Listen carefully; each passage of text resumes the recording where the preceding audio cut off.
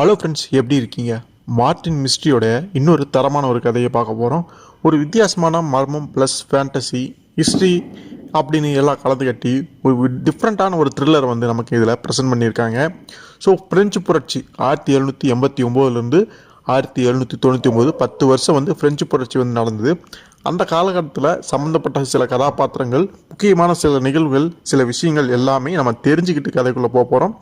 அதை பேஸாக வச்சு தான் இந்த முழு கதையுமே நகரப்போகுது. அதனால் அந்த விஷயங்கள் நமக்கு தெரிஞ்சாதான் இந்த முழு கதையுமே நமக்கு கரெக்டாகவும் புரிஞ்சிக்க முடியும். ஸோ வாங்க வீடியோக்குள்ளே போகிறதுக்கு முன்னாடி சில டீட்டெயில்ஸு, சில விஷயங்களை பார்த்துட்டு போயிடலாம். ஹலோ ஃப்ரெண்ட்ஸ், எப்படி இருக்கீங்க?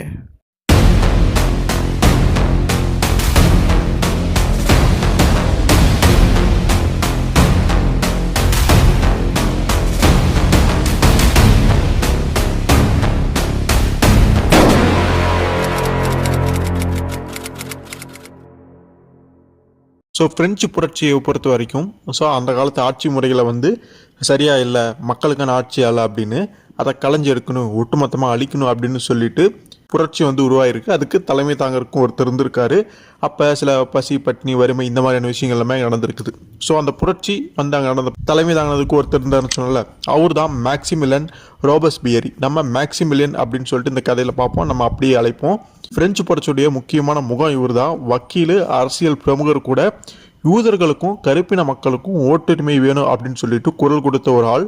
36 வயசே ஆன இவர் சிறைபிடிக்கப்பட்டு தலை கொய்யப்பட்டு உயிரிழக்கப்பட்டிருக்காரு.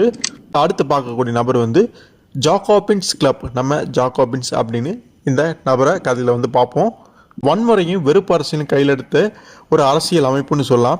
1789 அரசியலமைப்புடைய நண்பர் குழு அப்படின்னு உருவான ஒரு அமைப்பாமா. பின்னாட்களில் ஜாக்கோபின்ஸ் கிளப் அப்படின்னு அழைக்கப்பட்டுச்சான். பிரெஞ்சு புரட்சி அப்போ விரிச்சான பயங்கரவாதத்துடைய முக்கிய கருவிகளாக இவர் இருந்தாங்களாமா. மேக்சிமிலியன் ரோபஸ்பெரிய, அதாவது இதுக்கு முன்னாடி பார்த்தேன் மேக்சிமிலியன் வந்து இவங்க ஆதரிச்சிருக்காங்க. அதுக்கப்புறம் இந்த அமைப்பு வந்து வீரியம் இழந்து போச்சு. அடுத்தது எட்மண்ட் லூயி அலெக்ஸ் டுபாய்ஸ், ஒரு பிரெஞ்சு படை வீரர், தளபதி, புரட்சியை பக்கம் நின்ன ஒரு அரசியல்வாதி. அதுக்கப்புறம் சில காலம் யுத்த மந்திரியாகவும் வேலை செஞ்சுருக்காரு. மேக்சிமிலியன் போட்டியா பின்னாட்களில் வந்து கருதப்பட்டிருக்காரு. அது செசில் ரெனால்ட் அப்படிங்கிற ஒரு பெண்மணி, மன்னராட்சியில் வந்து நெருக்கமாக இருந்த ஒரு பெண்மணின்னு சொல்லலாம். மன்னராட்சிக்கு ஆதரவாக இருந்தவங்கன்னு கூட சொல்லலாம். ஸோ இவங்க வந்து இந்த மேக்சிமிலியன் பார்த்தோம்ல, அவரை வந்து கொலை செஞ்சுட்டாங்க அப்படிங்கிற ஒரு குற்றம், ஒரு பழி வந்து இவங்க மேலே இருந்திருக்கு போல இருக்கு. அதனால் இவங்களையுமே வந்து 1791 தலையை வெட்டி கொண்டு தண்டனை வந்து வழங்கியிருக்கிறாங்க. ஸோ அப்போ அந்த புரட்சி அப்போ சர்வசாதாரணமாகவே ஆட்களுடைய தலை வெட்டி கொள்வது போன்ற ரொம்ப மோசமான நிகழ்வு எல்லாமே நடந்திருக்கு. அந்த அளவுக்கு வறுமை, பசி, பட்டினியால் மக்கள் வந்து அவதிப்பட்டிருக்காங்க. அப்படி ஒரு மோசமான புரட்சி அங்கே வந்து போயிருந்துருக்குது. பெண்மணி ஒரு சின்ன கேமியா மாதிரி ஒரே ஒரு சீனுக்கு மட்டும் இந்த கதையில் வந்துட்டு போகிறத நம்ம பார்க்க போகிறோம். ஸோ அடுத்தது காட் ஆஃப் காம்ஸ் அப்படின்னு சொல்கிறாங்க. பாரிஸ் நகரில் இருக்கக்கூடிய தரைக்கடை பிணவரைகள் அப்படின்னு சொல்லுவாங்க. ஸோ தரைக்கடையில் இருக்கக்கூடிய பிணவரைகள் 60 லட்சத்துக்கும் மேற்பட்டவருடைய எலும்புகளை இடப்பற்றாக்குறை காரணமாக பிணவரைகளில் வச்சுருக்காங்க. அதாவது அப்போ ஃப்ரெஞ்சு புரட்சி அப்போ நிறைய மரணங்கள் வந்து நிகழ்ந்துருக்கு. அப்போ அவங்கள புதைக்கிறதுக்கு இடுகாடு கண்டிப்பாக இருந்திருக்கும். அங்கேயே இடப்பற்றாக்குறை ஏற்பட்டிருக்கும் போல இருக்குது. அதனால் அந்த உடல்கள், பிணங்கள் எல்லாம் எடுத்துகிட்டு வந்து இந்த மாதிரி பாரிஸ் நகரத்துக்கு அடியில் சுரங்கங்கள் மாதிரியெல்லாம் இருந்திருக்கும் போல இருக்குது. அங்கே வந்து புதைச்சிருக்காங்க. பழைய பிணங்கள் எல்லாமே எப்படி எலும்புகள் தான் மிச்சம் இருக்கும், அந்த எலும்புகள் எல்லாமே கொண்டு வந்து அங்கே வச்சுருந்துருக்காங்க. அப்போ பார்த்துங்க எவ்வளோ மரணங்கள் நிகழ்ந்திருக்கும், எந்த அளவுக்கு மோசமான ஒரு புரட்சியாக அது அங்கே வந்து நடந்திருக்கு அப்படிங்கிற நம்மளால் புரிஞ்சிக்க முடியுது. இப்போ 1794 இருந்தே வந்து பார்வையாளர்களுக்கு ஒரு கண்காட்சி மாதிரி திறந்து வைக்கப்பட்டிருக்கு. இப்போ நம்ம அந்த கேடாகாம்ஸ் அப்படின்னு சொல்லப்படுற இடத்துக்குள்ள எல்லாமே போய் பார்க்கலாம் அப்படிங்கிறது தெரியுது. அடுத்தது மேஜிக் லாண்டன் அப்படின்னு சொல்லப்படுற ஒரு ப்ரொஜெக்டர். படத்தை வந்து ஃப்ளாஷ் லைட் மூலமாக காட்டக்கூடிய ஒரு ப்ரொஜெக்டர் தான் அந்த காலத்து ப்ரொஜெக்டர்.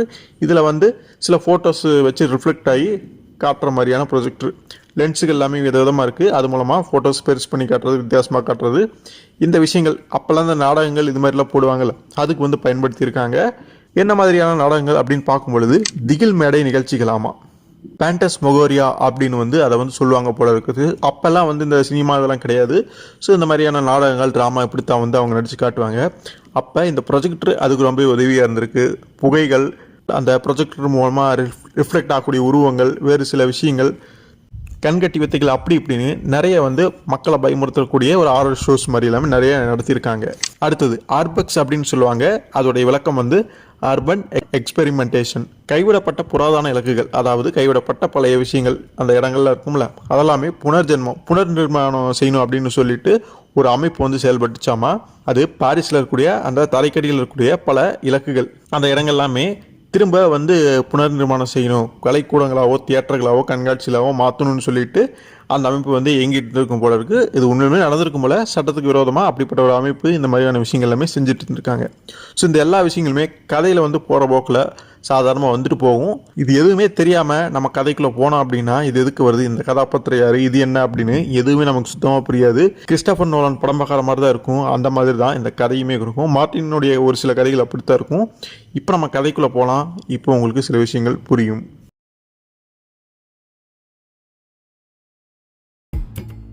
பாரிஸுடைய அந்த தரைக்கடை பிணவரைகள் அந்த ஒரு சுரங்கங்கள் தான் வந்து காட்சாங்க. அங்கே ஒரு கல்வெட்டு மாதிரியான ஒரு விஷயம் இருக்குது. இது எழுதப்பட்டிருக்கு. அது என்ன அப்படின்னா, பழைய மாக்டலின் கல்லறையிலிருந்து கொண்டு வரப்பட்ட எலும்புகள் 1844 வெஸ்டர்ன் பிணவரையில் டெபாசிட் செய்யப்பட்டு அப்புறம் 1853 காலகாம்ஸ் அப்படின்னு சொல்லப்படுற தரைக்கடை உள்ள நிலவரைகளுக்கு கொண்டு வரப்பட்டது. ஸோ அந்த சுடுகாட்டிலிருந்து மாற்றப்பட்ட பிணங்கள் எப்படி தரைக்கடை அடியில் வந்து கொண்டு வந்து வச்சுருவாங்க அப்படிங்கிற அந்த விஷயத்தை வந்து நமக்கு அங்கே சொல்கிறாங்க. அதைத்தான் அந்த கல்வெட்டில் எழுதியிருப்பாங்க போல இருக்குது.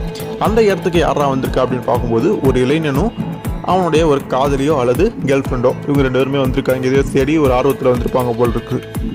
2 பேருமே ஏதோ ஒரு வினோதமான இடத்துக்கு, ஒரு பயமுறுத்தக்கூடிய இடத்துக்கு நம்ம வந்திருக்கோம் அப்படின்னு பேசிக்கிட்டு ஜாலியாக அப்படியே முன்னாடி போய்கிட்டு இருக்காங்க அந்த சுரங்கத்துக்குள்ளே. அப்போ அங்கே ஒரு பொருள் இருக்குது, பார்க்க ப்ரொஜெக்டர் மாதிரி இருக்குது. இப்போ நம்ம பார்த்தோமே அந்த மேஜிக் லேண்டன், அதை வந்து பார்க்குறாங்க. ரொம்ப பழசாக தெரியுது அப்படின்னு தொட்டு பார்க்குறாங்க, தேய்ச்செல்லாம் பார்க்குறாங்க. தேய்ச்சி பார்க்கும் பொழுது திடீர்னு அந்த ப்ரொஜெக்டர் வந்து வேலை செய்யுது, ஃப்ளாஷ் லைட்டு மாதிரி அங்கே வருது. அப்போ ஒரு படம், ஒரு விஷயம் வந்து தெரியுது. அந்த இளைஞன் வந்து பார்த்து அதிர்ச்சி அடைகிறான். அங்கே இருந்தது அவங்க அப்பா தான். உனக்கு என்னாச்சு அதிர்ச்சி அடையா அப்படின்னு அவள் காதலி கேட்கும் பொழுது, இது என்னுடைய அப்பா, அவர் இங்கே இருக்கார் அப்படின்னு சொல்லும் பொழுது அவளுக்கு ஷாக் ஆகுது. உன்னோட அப்பா தான் பாரிஸில் போலீஸ் கமிஷனராக இருக்காரு, அப்போ இவர் யார் அப்படின்னு அவள் கேட்கும் பொழுது, இல்லை நீ சொல்கிறது என்னுடைய இன்னொரு அப்பாவை, என்னுடைய சொந்த அப்பா இவர் தான் அப்படின்னு சொல்லும் பொழுது தான் தெரியுது. இது அவனுடைய அம்மா வந்து இன்னொரு கல்யாணம் பண்ணியிருக்காங்க. ஸோ அவர் இறந்து போயிருப்பார் போல இருக்குது. இறந்தவர் எப்போ நம்ம கண்ணு முன்னாடி இந்த ப்ரொஜெக்டர் மூலமாக தெரியுறாரு அப்படின்னு அவன் பார்த்துட்டு இருக்கான். டேடி நிஜமாவே நீங்கள் தான் அப்படின்லாம் கேட்குறான். ஆமாம் மகனை நான் தான் அப்படின்னு அவர் அங்கேருந்தெல்லாம் பேசுகிறாங்க. ஒன்றுமே புரியல 2 பேர்த்துக்குமே. ப்ரொஜெக்டரில் தெரிஞ்ச அந்த நபருமே பேசுகிறாரு. உண்மைதான், என்னுடைய மரணம் வந்து ரொம்ப மிகப்படுத்தி சொல்லப்பட்டிருக்கும் போல இருக்குது அப்படின்னு டைலாக்லாம் பேசிகிட்டு இருக்காரு. அந்த மனுஷனுடைய முகத்தை முழுசாக காட்டும் பொழுது பாதி வந்து செஞ்சு போன மாதிரி இருக்குது. இந்த தோற்றத்தில் அங்கே தெரிகிறாரு. அந்த உருவம் உண்மையிலுமே அங்கே நிற்கிற மாதிரி அவங்களுக்கு தெரியுது. இந்த இடம் ரொம்ப வினோதமாக இருக்குது, நம்ம இங்கேருந்து போயிடலாம் அப்படின்னு அவனுடைய காதலி சொல்லும் பொழுது திடீர்னு அந்த பெண்ணுடைய கையை பிடிச்சி பின்னாடி யாரோ பிடிக்கிறாங்க, இழுக்கிறாங்க. என்னென்னு திரும்பி பார்த்தா ஒரு பெட்டில் வயசான பாட்டி. அது அந்த பெண்ணுடைய பாட்டி தான். அவங்க எப்படி அங்கே வந்தாங்க அப்படின்னு தெரியல. அந்த பாட்டி சொல்கிறாங்க, அந்த பெண்ணுடைய பேர் வந்து டிசேரியாமா. அந்த பேர் சொல்லி தான் அந்த பாட்டி கூப்பிட்றாங்க. டிசேரி, நான் அடக்கம் செய்யப்பட்டு எத்தனை வருஷம் ஆச்சு அப்படின்னு கேட்கும் பொழுது அவளுக்கு ரொம்ப ஷாக் ஆகுது. என்னடா அது செத்து போன பாட்டி இப்படி திடீர்னு வந்து பேசுகிறாங்களே அப்படின்னு அவன் நினைக்கிறான். இன்னொன்றுமே சொல்கிறான், எனக்கு இங்கே எத்தனை ஃப்ரெண்ட்ஸ் இருக்காங்க பாரு அப்படின்னோடனே அந்த பொண்ணு திரும்பி பார்க்குறா. சில மனிதர்கள் நிற்கிறாங்க. அதில் ஒரு சிலருக்கு தலையை வந்து கையில் பிடிச்சிட்டாங்க, நின்றுக்கிட்டு இருக்காங்க.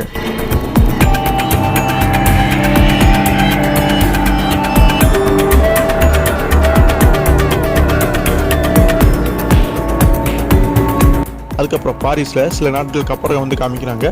அங்கே நம்ம கதையோட ஹீரோவான மார்ட்டினும் அவருடைய மனைவிமான டயானாவும் அங்கே வந்துக்கிட்டு இருக்காங்க. ஸோ மார்ட்டினை பொறுத்த வரைக்கும் பாரிஸுக்கு ஒரு வேலையை வந்து வந்திருக்காரு. டயானாவுக்கு ஒரு வேலையும் இல்லைனாலுமே நம்ம அந்த ஊரையாவது சுற்றி பார்க்கலாம் அப்படின்னு அவங்க கூட வந்திருக்காங்க. அவருடைய வேலையை அங்கே பார்த்துட்டு இருக்கும் பொழுது நம்ம பாரிஸை சுற்றி பார்க்கலான்னு ஒரு எதிர்பார்ப்பில் 2 பேருமே அங்கே வந்திருக்கிறாங்க. மார்ட்டின் யாரையோ வந்து சந்திக்கிறதுக்காக போயிட்டுருக்காரு. டயானாவும் வந்து கூட போகிறாங்க. டயானா சில விஷயங்கள் பேசுகிறாங்க, சில கேள்விகள் கேட்குறாங்க. மார்ட்டின் ரொம்ப அமைதியாக ஒரு மாதிரி முகத்தை வச்சுக்கிட்டு தான் போய்கிட்டு இருக்காரு. என்னதான் பாரிஸை சுற்றி பார்க்கலாம் அப்படின்னு டயானா வந்திருந்தாலுமே அதை பெருசாக அவளுக்கு ஆர்வம் இருக்கிற மாதிரி தெரியல. எது எப்படியோ 2 பேருமே அங்கே வந்துடுறாங்க. ஸோ மார்ட்டின் ஒரு மாதிரி மூஞ்சி வச்சுட்டா போயிட்டுருக்காங்க. டயானா சில விஷயங்கள் அப்படியே பேசுகிறாங்க, அப்படி மூஞ்சியில் வச்சுங்க எல்லாம் கேட்குறான். ஆனால் அவர் ஒன்றுமே பதில் சொல்லாமல் அப்படியே போகிறாங்க. எங்கே போகிறாங்க அப்படின்னு பார்க்கும்போது ஒரு ஹோட்டல் மாதிரியான ஒரு இடத்துக்கு வந்திருப்பாங்க போல இருக்குது. பயங்கர ரிச்சான ஒரு ஹோட்டலாக இருக்குது. ஸோ அங்கே தான் அவங்க சந்திக்க வந்திருக்கக்கூடிய நபர்களை வந்து பார்க்குறதுக்கு வந்திருப்பாங்க போல இருக்குது. மார்ட்டினை பொறுத்த வரைக்கும் அவருடைய நண்பர், அவருக்கு தெரிஞ்சவர் ஒரு போலீஸ் கமிஷனர் வந்து பாரிஸில் அங்கே இருக்கார். அவர் சந்திக்கிறதுக்காக தான் அவர் போயிட்டுருக்காரு. டயானாவும் கூட போகிறாங்க. ஸோ அதே மாதிரி ஒரு டேபிளில் வந்து அங்கே அந்த போலீஸ் கமிஷனர் நண்பர்னு சொன்னோம்ல, அவரும் கூட அவருடைய மனைவியுமே ஒருத்தவங்க இருக்காங்க. அவங்கள பார்க்கறது தான் அங்கே வந்திருக்கிறாங்க. ஸோ மார்ட்டின் தன்னை அறிமுகப்படுத்திட்டு மனைவியுமே அறிமுகப்படுத்துகிறாங்க. ஆனால் மார்ட்டினுக்கும் அந்த போலீஸ் கமிஷனருடைய மனைவிக்கும் ஏற்கனவே அறிமுகம் இருக்குது, பழக்கம் இருக்குது. முன்னொரு காலத்தில் காலேஜில் வந்து ஃப்ரெண்ட்ஸாக இருந்திருப்பாங்க போல இருக்குது. அதையும் தாண்டி ஒரு நல்ல நெருக்கமே இருந்திருக்கும் போல இருக்குது. ஸோ அது வந்து டயனாவுக்கு அப்போ தெரிய வருது. அது டயனாவுக்கு கொஞ்சம் ஒரு மாதிரி இருக்குது. மூஞ்சி ஒரு மாதிரி வச்சுட்டு மார்ட்டினை பார்க்குறாரு. ஸோ இதனால தான் மார்ட்டின் ஒரு மாதிரி மூஞ்சி ஒரு மாதிரி உருன்னு வச்சுட்டு வந்திருக்காரு. இதை வந்து அவள் எப்படி எடுத்துக்குவாளோ, நம்ம சந்திக்க போகிறது நம்மளுடைய முன்னாள் ஒரு ஃப்ரெண்டு தான், இந்த மாதிரியான பழக்கம் இருக்குது அப்படின்னு தெரிஞ்சோடனே அவள் எப்படி எடுத்துப்பா அப்படிங்கிறதுனால தான் ஏதாவது சொல்லுவாளோ என்னமோ நினச்சிட்டு அமைதியாக வந்திருக்காங்க அப்படிங்கிறது புரியுது. ஸோ எது எப்படின்னாலுமே அவங்களுக்குள்ள ஜாலியாக வந்து ஒரு மாதிரி பேசிக்கிட்டு வந்த விஷயத்துக்கான அந்த முக்கியமான மெயின் மேட்டருக்கு வராங்க. ஸோ எதுக்காக மார்ட்டின் வந்து அவங்கள சந்திக்க வந்திருக்காங்க அப்படின்னு பார்க்கும் பொழுது, அந்த கமிஷனருடைய மனைவி, அவருடைய பேர் வந்து மெலனி, அவங்க சொல்கிறாங்க மார்ட்டின் கிட்ட உதவி கேட்டிருக்காங்க, அதனால தான் மார்ட்டின் வந்திருக்காரு. ஸோ அந்த மெலனி பையனை காணோம், என் பையன் கூட இருந்த அவனுடைய கேர்ள் ஃப்ரெண்ட் 2 பேர்த்தையுமே காணோம் அப்படின்னு சொல்லிட்டு ஃபோன் எடுத்து அவனோட பையனோட ஃபோட்டோவை வந்து காட்டுறாங்க. ஸோ பையன் பேர் வந்து மார்ட்டின் ஜாக்விஸ் அப்படின்னு சொல்கிறாங்க. டயனாவுக்கு ஆச்சரியமாயிருது. பையனுக்கு கூட மார்ட்டின் பேர் வச்சுருக்காங்கன்னா இவங்க ஆரம்ப காலகட்டத்தில் எந்த அளவுக்கு நெருக்கமாக இருந்திருப்பாங்க, எந்த மாதிரியான ஃப்ரெண்ட்ஸாக இருந்திருப்பாங்கிறது அவளால் புரிஞ்சிக்க முடியுது. இப்போ எதுவும் கிடையாது, இப்போ தான் பையனை காணோம், அதுக்கு மார்ட்டினுடைய உதவி வேணும் அப்படின்னு தான் கூப்பிட்ருக்காங்கிறத டயனா புரிஞ்சுக்கிறா. அதனால் மேலும் வந்து அந்த விஷயத்தை பற்றி அவள் பேசலை, மெயின் விஷயத்தை பற்றி தான் அங்கே பேசுகிறாங்க. ஸோ இப்போ தான் புரியுது அந்த இளைஞனும் அந்த யுவதியும் யார் அப்படிங்கிறது. ஸோ இவங்களுடைய பசங்களா அப்படின்னு, அதாவது அந்த பையன் இந்த அம்மாவுடைய பையன் தெரியுது, அதை அவனுடைய கேர்ள் ஃப்ரெண்ட் அப்படிங்கிறது புரியுது. அம்மாவுடைய பையன் சொன்னதை வச்சு பார்க்கும்பொழுது இப்போ அந்த போலீஸ் கமிஷனர் வந்து 2வது கணவர் தான் அப்படிங்கிறது நமக்கு புரியுது. ஸோ அவங்க 2வது கல்யாணம் பண்ணும்பொழுது பையன் சின்ன பையனாக இருக்கான், அவனை வளர்த்து ஆளாக்கணும் அப்படிங்கிறதுக்காக அந்த கல்யாணத்தை வந்து அவங்க பண்ணியிருக்காங்க அப்படிங்கிறது புரியுது. பையன் எப்படி காணாமல் போனாங்க, என்ன விஷயம் அப்படிங்கிற மாதிரி ஆரம்பத்துலேருந்து அந்த விஷயங்களை வந்து சொல்ல ஆரம்பிக்கிறாங்க மெலனி. அந்த யூஎக்ஸ் அமைப்பு, அந்த அர்பன் எக்ஸ்பிரிமெண்டேஷன் சொன்னமே அந்த அமைப்பை பற்றி சொல்கிறாங்க.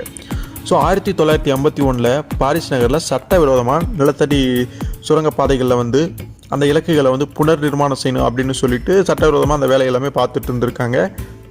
அந்த இடங்கள் எல்லாமே பாராகவோ அல்லது ஏதாவது நிகழ்ச்சி மாதிரி நடத்துகிறக்கோ, ரெஸ்டாரண்ட், ஹோட்டல், இது மாதிரியான விஷயங்கள் எல்லாமே பண்ணி அங்கே எல்லாமே நடந்துகிட்டு தான் இருந்திருக்கு. சட்டவிரோதமாக அந்த விஷயங்கள் போயிட்டு இருந்திருக்கு. அந்த அமைப்பில் சேர்றதுக்காக தான் இவங்களுடைய பையன் அந்த ஜாக்விஸ் வந்து, ஆனால் அந்த ஜாக்விஸுடைய காதலி டிசரி இருக்கால, அவள் வந்து ஏற்கனவே அந்த குழுவில் ஒரு அங்கத்தினராக தான் இருந்திருக்கா. அதாவது கட்டுமானம், அந்த இடங்கள் எல்லாமே புனர் நிர்மாணம் செய்கிறதுனால கட்டுமான பணிகள்லாம் நடக்கும்ல, அந்த ஏதோ ஒரு பிரிவில் வந்து அவள் வந்து வேலை பார்த்துருக்கா போல இருக்குது. உங்களுக்குள்ளே எப்படியோ பழக்கமாகி இந்த விஷயங்கள் எல்லாமே அவங்க ஈடுபட்டிருக்காங்க அப்படிங்கிறது புரியுது. ஸோ ஒரு நாள் அவளும் சரி அந்த மார்ட்டின் ஜாக்விஸ் சரி காணாமல் போயிட்டாங்க. அவங்க என்னென்னாங்க அப்படிங்கிறது இல்லை, எதையோ தேடி கண்டுபிடிச்சி புதுசாக வந்து செய்ய போகிறோம், உருவாக்க போகிறோம் அப்படின்னு சொல்லிட்டு போனாங்க அப்படிங்கிற மாதிரி அந்த விஷயங்கள் எல்லாமே அங்கே சொல்லி முடிக்கிறாங்க. இவங்க 2 பேரும் சுரங்க பாதையில் ஓடிக்கிட்டு இருக்காங்க. வித்தியாசமான காட்சிகள் எல்லாமே பார்த்து பயந்து போய் அங்கேயும் ஓடிட்டு இருக்காங்க. எப்படியா தப்பிச்சு போக முடியுமா அப்படின்றத பார்க்குறாங்க. அவங்க ஒரு படிக்கட்டு மாதிரி ஏறுது, அப்படியே மேலே ஏறி போகிறாங்க. ஸோ அவங்க அப்படி அந்த படியில் ஏறி மேலே வரும்பொழுது வெளியில் வந்துடுறாங்க. அப்படி வரும்பொழுது வேறு ஏதோ ஒரு ஊருக்குள்ளார நுழைஞ்ச மாதிரி அவங்களுக்கு அங்கே தெரியுது. ஒரு வீதியில் வந்து அங்கே நிற்கிறாங்க. என்ன இடம் என்ன அப்படின்னு அவங்களுக்கு ஒன்றும் புரியல. அவங்களே புரியாத குழப்பத்தில் நின்றுட்டுருக்காங்க. அப்போ பின்னாடி யாரோ பேசுகிறாங்க, குரல் கேட்குது. திரும்பி பார்த்தா சில மனிதர்கள் நிற்கிறாங்க. அவங்க ஆவியானது இறந்து போன உடல்களா அப்படிங்கிறது தெரியல, ஆனால் பேசுகிறாங்க. எப்படி தலையை கழட்டி வச்சு கையில் வச்சுக்கிட்டு பேசிக்கிட்டு இருக்காங்க. வாங்க நண்பர்களே, வெல்கம் அப்படின்னு வரவேற்றுக்கிட்டுலாம் இருக்கிறாங்க. அவங்க பயந்து போய் நிற்கிறாங்க.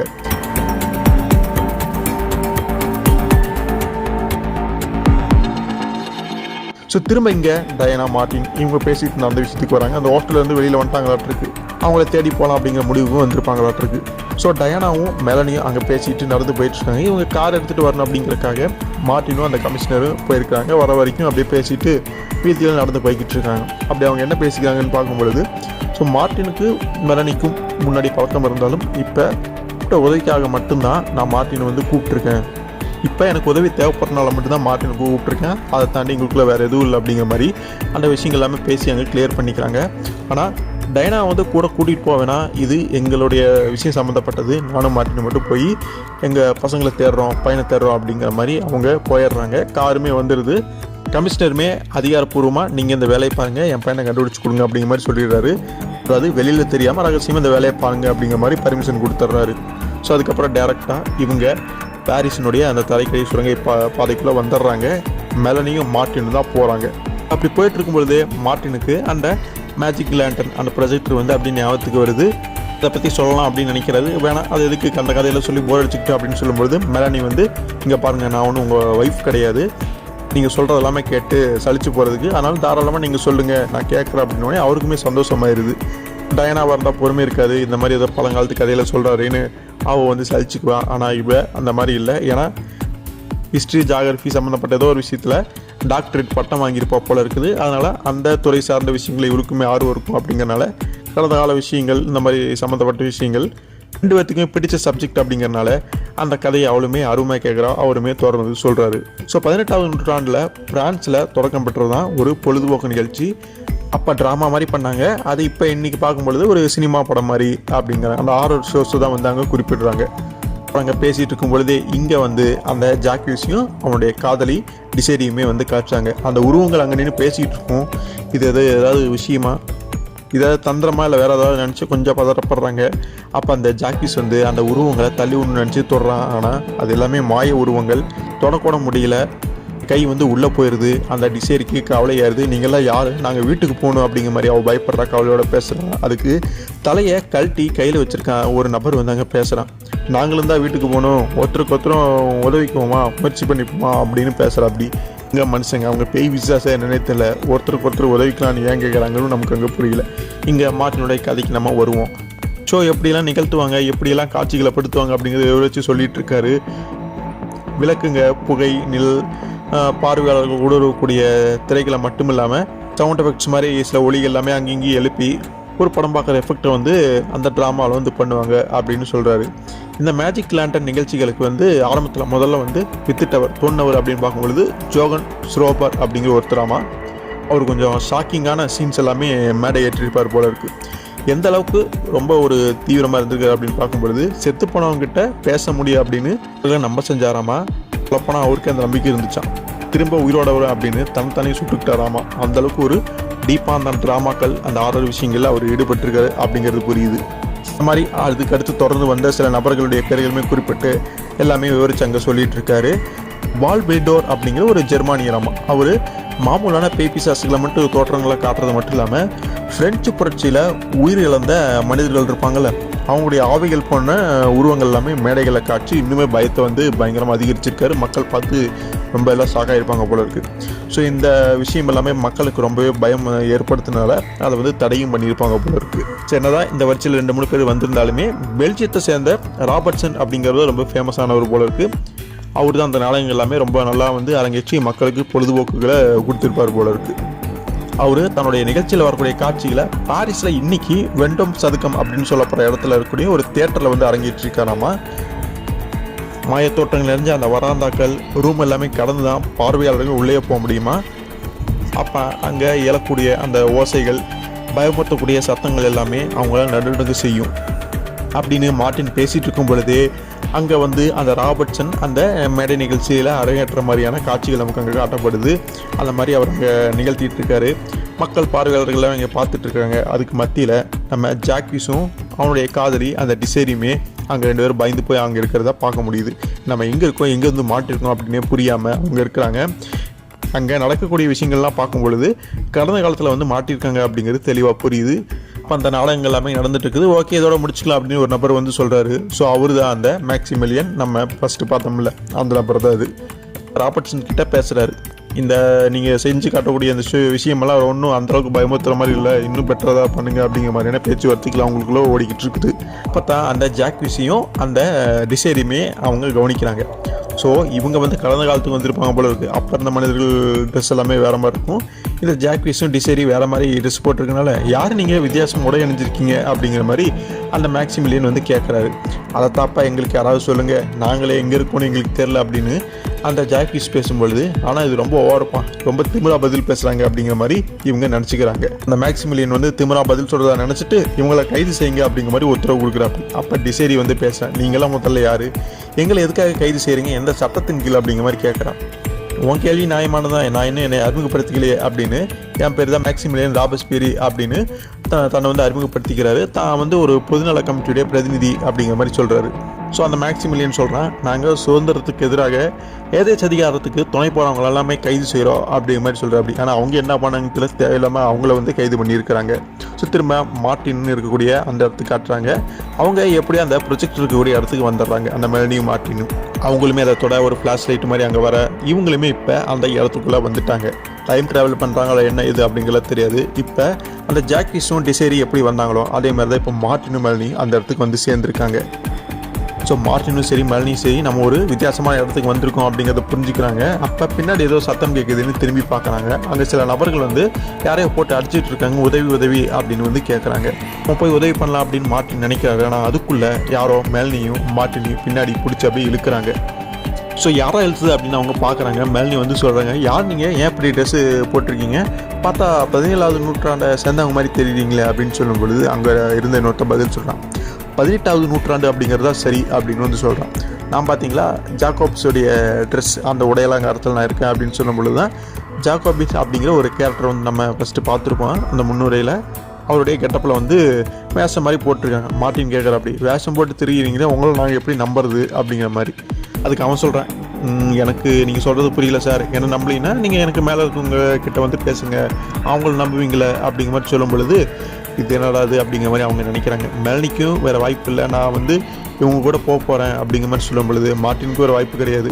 நம்ம எங்கே வந்திருக்கோம் என்ன இடம்னே தெரியல, இப்போதைக்கு இவங்க கூட போவோம் அப்படின்னு சொல்லிட்டு அவங்க கூட போகிறாங்க. இதுக்கு மத்தியில் அந்த நபரை அடிச்சுக்கிட்டு தான் இல்லையா, அவனை அடித்து கொண்டுறாங்க போல இருக்குது.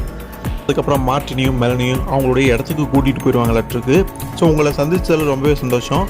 ஜாக்கோபின் கிளப்புடைய ஒரு ஒற்றன் அப்படின்னு சொல்கிறான். தன்னுடைய பேர் வந்து ஜீன் கிளாடோ அப்படின்னு அறிமுகப்படுத்திக்கிறான். ஜாக்கோபினுடைய அந்த ஒரு வேஷத்தில் இருந்து தான் நம்ம பார்த்தோம். ஆனால் உண்மையிலுமே அவங்களுடைய அமைப்பை சேர்ந்த ஒரு நபர் தான் போல இருக்குது.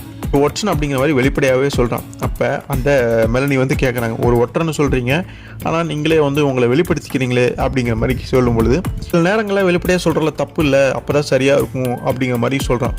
அது மார்ட்டினுக்கு புரியல.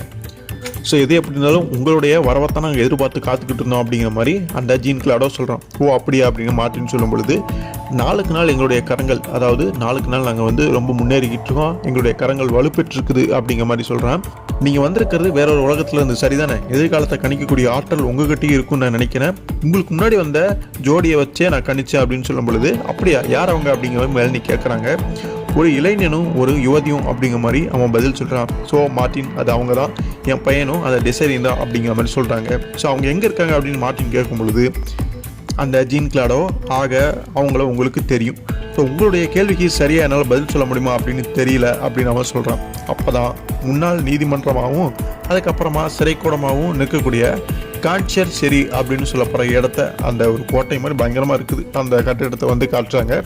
1794 ஜூன் 16. ஸோ இவங்க கடந்த காலத்துக்கு தான் வந்துருவாங்க போல இருக்குது. அந்த டைம்லைன் தான் நமக்கு காட்டுறாங்க. அந்த கட்டிடத்தில் இருக்கக்கூடிய ஏதோ ஒரு அறையில் தான் நம்ம டிசேரி வந்து கைது பண்ணுவாங்களே, பிடிச்சிட்டு வந்து டிசேரி மட்டும் வச்சாங்க, அவன் என்னன்னு தெரியல, ஜாக்விஸ். ஸோ அந்த இடத்துல டிசேரி மட்டும் இல்லை, இன்னொரு பெண்ணுமே இருக்கா. ஸோ அவளையுமே கைது பண்ணி தான் அங்கே அடைச்சி வச்சிருக்காங்க அப்படிங்கிறது புரியுது. ஸோ நீங்கள் யார், நாமெல்லாம் ஏன் இங்கே இருக்கிறோம் அப்படிங்கிற மாதிரி டிசேரி கேட்கும் பொழுது அவங்க அப்போ தான் சொல்கிறாங்க, என்னுடைய பேர் வந்து செசைல் ரெனால்டாமா, 3 வாரங்களுக்கு முன்னாடி நான் ரோபஸ்பேரிய, அதாவது அந்த மேக்ஸிமிலியனை சந்திக்க போயிருந்தாங்களாமா. துரதிருஷ்டவசமாக அவர் வீட்டில் இல்லை, நான் 2 கத்திகளை ஒழிச்சு வச்சிருந்தேன் அப்படின்னு சொல்லி சந்தேகப்பட்டு என்னை கைது செஞ்சு இங்கே கொண்டு வந்து அடைச்சிட்டாங்க. ஸோ இங்கே விசாரணை பண்ணி என்னை தூக்கில் போட போகிறாங்க அப்படின்னு சொல்லும்போது தெரியுது இதுதான் அந்த பெண் செசைல் ரெனால்ட் அப்படிங்கிறது. இவங்களுமே ஒரிஜினல் கேரக்டர் அந்த காலத்தில் இருந்திருக்காங்க, நம்ம முன்னுரையில் பார்த்தோமே அவங்களே தான். ஸோ வந்து அவங்களுக்கு ஒரு மரண தண்டனை மாதிரி கொடுத்து அவங்கள சாகரிச்சிட்டாங்க அப்படின்னு பார்த்துருப்போம். ஸோ அந்த ஒரு நபர் தான் இந்த பெண்மணி. ஸோ என்னை மட்டும் விசாரிச்சு இங்கே கொல்ல போகிறது கிடையாது, இப்போ நீங்கள் வந்திருக்க உன்னையுமே இப்படி தான் கொல்ல போகிறாங்க அப்படின்னு சொல்லும் பொழுது அவளுக்கு அங்கே அதிர்ச்சியாக இருக்குது. கரெக்டாக அந்த நேரம் பார்த்து ஒரு நபர் அங்கே உள்ள வரான், அந்த காவலன் நாட்டிருக்கு. ஸோ செசைல், டிசேரி எங்கே இருக்கீங்க வாங்க அப்படின்னு சொல்லிட்டு 2 பேர்த்தையும் அவன் கூட்டிகிட்டு போகிறான். ஸோ அது ஏதோ கோர்ட்டு மாதிரி இருக்குது, வெளியில் தான் வந்து பார்த்திங்கன்னா அந்த விஷயம் எல்லாமே செட்டப் எல்லாமே பண்ணியிருக்கிறாங்க. ஃபஸ்ட்டு மிஸ் ரெனாலை முன்னாடி நிற்க வச்சு தான் அங்கே பேசுகிறாங்க. மேக்ஸிமிலியன் ரோபஸ்பேரிய கொலை செய்ய முயன்றதா குற்றம் சாட்டப்பட்டிருக்கு, நீ ஏதாவது சொல்ல விரும்புறியா அப்படின்னு ஜட்ஜி மாதிரி இருக்கக்கூடிய ஒரு நபர் வந்து அங்கே கேட்குறாரு. அதுக்கு அந்த ரெனால்டா வந்து அங்கே பதில் சொல்கிறா, அதாவது ஆமாம் நான் ஒன்று சொல்ல விரும்புகிறேன், இந்த கொடுங்கோல் ஆட்சியை நான் அடியோட வெறுக்கிறேன் அப்படின்னு அங்கே உட்காந்துருந்தவங்க அதை கேட்டு கோவப்படுறாங்க. ஸோ என்ன தண்டனை அப்படின்னு பார்க்கும்பொழுது மரணம், அவளை கொல்றதா ஒரே வழின்னு சொல்லிட்டு கொஞ்சம் கூட யோசிக்காமல் மரண தண்டனையுமே அங்கே வழங்கிடுறாங்க. அவள் குற்றவாளி அப்படிங்கிறனால அவளுடைய குடும்பத்துக்குமே இதெல்லாமே பொருந்தும் அப்படின்னு சொல்லிட்டு குடும்ப உறுப்பினர்கள் எல்லாமே அங்கே சொல்கிறான். ஸோ அவளுடைய தந்தை, சகோதரன், அங்கிள், ஆண்டி, இப்போ அவளுடைய கூட்டாளி அப்படின்னு சொல்லிட்டு டிசைரியுமே சேர்த்துக்கிறாங்க. போகிறவன்லாம் குற்றவாளின்னு சொல்லிட்டு கொள்கிற மாதிரி அங்கே சம்மந்தம் இல்லாமல் டிசைரி வந்து மாட்டியிருப்பா. அவளையுமே கூட்டாளின்னு சொல்லி அவளையும் இப்போ கொல்ல போகிறாங்க. இதை சொன்னோடனே அவளுக்கு அதிர்ச்சி ஆயிடுது. அப்போ அவங்க பேசுகிறான். அதாவது ஜட்ஜி மாதிரி இவ்வளோ நேரம் பேசிகிட்டு இருந்தேன், அவன் பேரை வந்து அவள் குறிப்பிட்றான். நீ டூபாய்ஸ் தானே, யுத்த மந்திரி தானே, என்னுடைய ஞாபகம் சரியாக இருந்துச்சுன்னா நீ இன்னும் 40 நாளுக்கு மட்டுமே உயிர் வாழ்வ அப்படிங்கிற மாதிரி சொல்லும் பொழுது அது கொஞ்சம் அங்கே இருக்கவங்களுக்கு ஆச்சரியமாக தான் இருக்குது. அது சொல்லிட்டு இருக்கும் பொழுதே அந்த ரெனால்டோவை அங்கே தூக்கு மேடை மாதிரியான ஒரு இடம் இருக்குது, அங்கே கொண்டு போய் தூக்கில் போடுவாங்கன்னு பார்த்தா அங்கே வந்து தலையை வெட்டக்கூடிய ஒரு இயந்திரம் கருவியாட்டு இருக்குது. அங்கே அவளை தலையை வச்சு அப்படியே தலையை வெட்டி அங்கே கொண்டுடுறாங்க. படங்கள் எல்லாமே பார்த்துருப்பீங்களே, அதே ஒரு தலையை வெட்டி கொள்ளக்கூடிய அந்த ஒரு விஷயம் தான் அது. இந்த மாதிரி டிசைரையுமே கொள்றக்காக அங்கே கூட்டிகிட்டு போயிட்டு இருக்கும்போது அவள் தொடர்ந்து பேசுகிறான். இடத்துல மண்டிட்டு நிற்க உன்னோட முறையுமே சீக்கிரம் வரும், 1794 ஜூலையாக கூட இருக்கலாம் அப்படிங்கிற மாதிரி அந்த புள்ளியோட டீட்டெயில் எல்லாமே துல்லியமாக அவள் சொல்கிறான். ஸோ உண்மையிலுமே கட்டரில் அவங்க எல்லாமே அப்படித்தான் இறந்துருப்பாங்க போல இருக்குது. இவன் எதிர்காலத்திலிருந்து வந்ததுனால அந்த விஷயம் எல்லாமே தெரிஞ்சு வச்சிருக்கா, படித்து வச்சிருக்கிறா. இதெல்லாம் சொல்லும் பொழுது வாய்க்கு வந்ததை அடிச்சு விடாத, உன்னை பார்த்தா பார்க்க மேக்ஸிமிலியன் இங்கே இல்லை அப்படிங்கிற வருத்தம் தான் எனக்கு அப்படிங்கிற மாதிரி அந்த டூபாய்ஸ் வந்து அங்கே பேசுகிறான். இப்போ அந்த டிசைரி சொல்கிறான், ரோபஸ்பியர் வந்து காணாமல் போயிட்டு அப்படின்னு சொல்லும்பொழுது அது எப்படி உனக்கு தெரியும் அப்படிங்கிற மாதிரி அந்த துபாய்ஸ் கேட்குறேன். சரித்திர படங்கள்லேருந்து நான் படித்து தெரிஞ்சுக்கிட்டு அப்படிங்கிற மாதிரி அவள் சொல்கிறான். அவனுக்கு ஒன்றுமே புரியல. எல்லாருக்குமே அடுத்து என்ன நடக்க போகுதுங்கிறது எனக்கு தெரியும் அப்படிங்கிற மாதிரி சொல்லும் பொழுது துபாய்ஸ் கொஞ்சம் யோசிக்க ஆரம்பிக்கிறான். அப்படின்னு போகக்கூடிய அந்த சமயத்தில் இவன் என் கூட வரா, விசாரணையை கொஞ்சம் தள்ளி போட்டுருவோம், ஏதோ தப்பு இருந்துச்சு போல இருக்குது, அது உடனே சரி செய்யணும் அப்படின்னு சொல்லிட்டு அவசரமாக டிசைரியை அந்த துபாய்ஸ் வந்து தள்ளிட்டு போயிடுறான். ஸோ இதுக்கடையில் அந்த ஜாக்விஸை வேறு இடத்துல அடைச்சி வச்சுருப்பாங்க போல இருக்குது. அவனை இழுத்துட்டு போகிறாங்க. எதுக்காக அப்படின்னு பார்க்கும்போது அவனுடைய தலையும் வெட்டி கொள்றதுக்கு தான் அப்படிங்கிறது புரியுது. ஸோ அதுக்கப்புறம் அவனுக்கு அங்கே என்னாச்சு அப்படிங்கிறது நமக்கு காட்டலை. அதுக்கப்புறம் இங்கே இந்த மார்ட்டின், மெலனி, அந்த ஜீன் கிளாடோ இவங்க இருக்கக்கூடிய அந்த இடத்துக்கு வந்து காட்டுறாங்க. ஸோ அந்த வீதிகளில் ஒரு செய்தி வந்து சொல்லப்படுது. மக்கள் அப்படியே சொல்லிகிட்டே போகிறாங்க. கேட்டிங்களா, ரோபஸ்பியரி அதாவது மேக்ஸிமிலியன் இறந்துட்டாரு அப்படிங்கிற செய்தி வந்து அங்கே வந்திருக்கு. ஸோ அந்த மனுஷனை தலையை வெட்டி கொண்டு இருக்காங்க அப்படிங்கிறது புரியுது. இது அவனால் நம்பவே முடியல. அந்த ஜீன் கிளாடோ அதிர்ச்சி அடைகிறான். ஸோ மார்ட்டின் மனசில் நினச்சிக்கிட்டே போகிறாரு. 1794 ஜூலை 28 நடந்த தெர்மிடோர் இராணுவ புரட்சியில் அவருக்கு மரணம் நடந்துச்சு அப்படிங்கிற அந்த வரலாறில் சொன்ன அந்த விஷயங்கள் நினச்சி பார்த்துட்ருக்காரு. அது மாதிரி இப்போ அவருக்கு அங்கே மரணம் நடந்துருச்சுன்னு நினச்சிட்டே போகிறாங்க. ஸோ அடுத்து பொதுமக்கள் பார்வைகள் அரங்கேறிய தலையை வெட்டக்கூடிய நிகழ்ச்சியை தொடர்ந்து மேக்ஸிமிலியன் ரோபஸ்பியரியோடைய தலையுமே கல்லறையில் வீசப்பட்டிருக்கு. அவருடைய தலையை வெட்டி வீசிட்டாங்க. அந்த காட்சியை வந்து நம்ம மார்ட்டின், மெலனி, அந்த ஜீன் கிளாடோ இவங்க எல்லாமே பார்க்குறாங்க. அப்போ மெலனி யாரோ பின்னாடி இருந்து சொல்கிறாங்க. இவங்க திரும்பி பார்க்கும் பொழுது நீ அப்படிங்கிற மாதிரி சொல்கிறாங்க. யாரோ ஒருத்தங்க அடையாளம் தெரிஞ்சிருச்சு. ஆனால் அந்த நபர் வந்து படுதா மாதிரி போட்டுருக்காங்க. மூஞ்சி வந்து வெளிப்படுத்தலை. அமைதியாக இருங்க வாங்க அப்படின்னு வாயை மூடிக்கிட்டு அவங்கள அங்கேருந்து தனியாக வேறு இடத்துக்கு கூட்டிகிட்டு போகிறான். அந்த ஜீன் கிளாடோ, மெலனி, மார்ட்டின் 3 பேருமே போகிறாங்க. ஏதோ ஒரு வீடு அந்த இடத்துக்கு வந்து அவங்க வந்துடுறாங்க. அப்போ தான் யார் அப்படிங்கிறத அந்த படுதாவை விளக்கிட்டு காட்டுறா. ஸோ அது டிசைரி தான். டிசைரி உயிரோடு இருக்கிறத பார்த்த மெலனிக்கு ரொம்பவே சந்தோஷம். என்னுடைய பையன் எங்கே அப்படின்னு அவங்க கேட்குறாங்க. அதுக்காக பதில் சொல்லாமல் கொஞ்சம் அமைதியாக நிற்கிறா.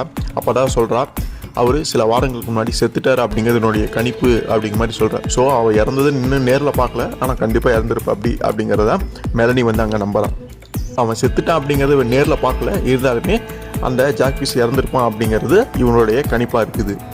இது அந்த மெலனியால் தாங்க முடியல, ரொம்பவே வருத்தப்படுறாங்க. இப்போ மார்ட்டின் கேட்குறாரு, சில வாரங்களுக்கு முன்னாடினா, ஆனால் நீங்கள் காணாமல் போய் சில மணி நேரத்துக்கு முன்னாடி தானே அப்படின்னு சொல்கிறாரு. இப்போ அந்த ஜீன் கிளாடோ பேசுகிறாங்க. சார், திரும்பவும் சொல்கிறேன், அளவுக்கு அதிகமாக லாஜிக் பார்க்குறது எல்லா வேலைகளுமே சரிப்பட்டு வராது அப்படிங்கிற. அப்படி நீங்கள் இங்கே வந்தது எந்த நாள் அப்படின்னு ஜீன் கிளாடோ டிசைரியை பார்த்து கேட்கும் பொழுது புரட்சி நடந்த 7வது நாள் அப்படிங்கிற மாதிரி சொல்கிறான். அதாவது 1794 ஜூன் 15 அப்படின்னு சொல்லும் பொழுது மார்ட்டினுக்கு ஆச்சரியமாக இருக்குது. 1.5 மாதத்துக்கு முன்னாடியாமா. அதாவது இப்போ மார்ட்டினும் மெலனியும் வந்திருக்காங்கல்ல, அதுலேருந்து 1.5 மாதத்துக்கு முன்னாடி அந்த டைம் லைனில் வந்து இவங்க வந்திருக்காங்க. யார்? ஜாக்விஸும் அந்த டிசைரியும். மெலனி கேட்குறாங்க, சரி இப்போ அவன் எங்கே புதைக்கப்பட்டிருக்கா அப்படின்னு கேட்கும் பொழுது அதுக்கு அவள் பதில் சொல்லலை, அமைதியாக இருக்கா. திடீர்னு அங்கே கூடிய செல்ஃபில் எதையோ ஒன்று எடுக்கிறா, புகை குழாய் மாதிரி இருக்குது. அதை வந்து புகைக்கிறா. கஞ்சாவை தானே புகைக்கிறா அப்படின்னு கோவப்பட்டு அதை தட்டி விட்டுறா. சொல்லு, என் பையன் எங்கே அப்படிங்கிற மாதிரி கேட்கும் பொழுது திடீர்னு அந்த இடத்துல அந்த துபாய்ஸ் இருப்பான்ல, அந்த டிசைரி கூட சுற்றிட்டு இருப்பானே, அவன் வந்துடுறான். வந்து சடனாக அந்த ஜீன் கிளாடோவை சுட்டு தள்ளிடுறான். அவங்க இறந்துருவானாட்டுருக்கு. அப்போ மார்ட்டின் அந்த புகைக்குழாயை எடுத்து, அந்த குச்சி எடுத்து அந்த துப்பாக்கி வச்சிருப்பான்ல அவன் மேலே வீசும் பொழுது துப்பாக்கி தட்டிவிடப்பட்டு கீழே விழுந்துருது. ஸோ இதை சாதகமாக பயன்படுத்திட்டான் மார்ட்டின் வந்து அவனை அடித்து வீழ்த்துறாரு. டிசேரி அந்த துப்பாக்கி எடுத்து மார்ட்டின் தலைக்கு முன்னாடி நீட்டுறா. இப்போ டிசேரி டுபாய்ஸ் கூட இருக்கிறதுனால அவங்க 2 பேரும் கூட்டு மாதிரி தெரியுது. இப்போ அந்த டுபாய்ஸ் வந்து பேசுகிறான். ஸோ நம்ம இங்கேருந்து சீக்கிரமாகவே போகணும். மேக்ஸிமிலியன் இறந்ததுனால அவருடைய ஆட்கள் எல்லாத்தையுமே போட்டு தள்ளிட்டு இருக்காங்க, ஒட்டு மொத்தமாக கொண்டுகிட்டு இருக்காங்க. அதனால் நம்ம வேறு பக்கம் போகணும்னு சொல்லிட்டு இப்போ அவங்க எல்லாருமே வேற ஒரு இடத்த நோக்கி போகிறாங்க அப்படின்னு பார்க்கும்பொழுது அந்த தரைக்கடை சுரங்கத்துக்கு வந்திருப்பாங்க போல இருக்கு. அந்த பிணங்கள்லாம் எடுத்து அங்கே வச்சுருப்பாங்களே, நிறைய எலும்புக்கூடுகள் மண்டையோடுகள் எல்லாமே அங்கே இருக்கிறத பார்க்க முடியுது. அதுபோகவே நிறைய புது சடலங்கள் அங்கே இருக்கிறத பார்க்க முடியுது. அதாவது இறந்தோடனே புதைக்கிறதெல்லாம் கிடையாது, டைரெக்டாக கொண்டு வந்து இங்கே போடுவாங்க போல இருக்குது. இதெல்லாமே வரலாற்றுலையோ புத்தகங்கள்லையோ குறிப்பில்லை அப்படின்னு சொல்கிறாங்க. ஸோ நம்ம படித்ததை விட நிஜத்தில் வந்து ரொம்ப மோசமாக அந்த புரட்சி நடந்திருக்கு, இந்த மாதிரியான விஷயங்கள் நடந்திருக்கு அப்படிங்கிறத அவங்க புரிஞ்சுக்கிறாங்க. அந்த டுபாய்ஸும் டிசேரியும் எதுக்காக கூட்டு சேர்ந்து இப்படி பண்ணுறாங்க அப்படிங்கிறது புரியல. அப்போ அந்த டுபாய்ஸ் வந்து பேசுகிறான். சரி, உன்னோட மேஜிக்கை தொடங்கு, இந்த மனுஷங்களை உயிர்த்தலை செய்யணும், இந்த வெறிபிடிச்ச கும்பலை எதிர்க்கணும், சமாளிக்கணும் அப்படின்னா இவங்களுடைய உதவி நமக்கு தேவை, ஆள் பலம் தேவை அப்படின்னு சொல்கிறான். மார்ட்டினுக்கு ஒன்றுமே புரியல, என்னையா சொல்கிற அப்படிங்கிற மாதிரி கேட்குறாரு. போதும், என்னை ரொம்பவே கடுப்பேற்ற நீ. இது வரைக்கும் நான் டிசேரி சொல்கிறது எல்லாமே கேட்டு உங்களோட உயிரோட வச்சுருந்தேன், ஆனால் நீ சொல்கிறத கேட்க மறுத்தினா அப்படின்னு முழுசாக சொல்லி முடிக்க இருக்கலையே. துப்பாக்கி முழக்கம் அங்கே கேட்குது. டிசேரி அதை டுபாய்ஸை சுட்டு கொண்டாடுறான். அப்போ தான் நமக்கு புரியுது, வேணும்னே அவங்க கூட ஒன்றும் கூட்டு சேரல. தீர்க்க தரிசனம் மாதிரி நடக்கிறது எல்லாமே முன்னாடியே சொன்னதுனால அவன் வந்து இவ ஏதோ ஒரு சூனியக்காரியோ அல்லது எல்லாம் கணிக்கக்கூடிய ஒரு கடவுள் மாதிரி அவன் நினச்சிக்கிட்டான் போல இருக்கு. அதை சாதகமாக பயன்படுத்திட்டு இந்த மாதிரி இந்த இடத்துக்கு கூட்டிகிட்டு வந்து டுபாய் சேவை போட்டு தள்ளிடுறான். அதாவது மார்ட்டினால இறந்த பிணங்கள் எல்லாமே உயிரோட கொண்டு வர முடியுங்கிற மாதிரி தான் நம்ம செஞ்சு இந்த இடத்துக்கு கூட்டு வந்து அவன் கொள்றது தான் அவரோட பிளானாக இருந்திருக்குது. ஆனால் அந்த விஷயத்தை செஞ்சதுக்கப்புறமா அவன் ரொம்பவே உடஞ்சு போயிடுறான். இதுக்கு மேலே என்னால் எதுவும் முடியாது அப்படின்னு சொல்கிறான். ஸோ வேணும்னே அவன் இந்த விஷயங்கள் எதுவும் பண்ணலை.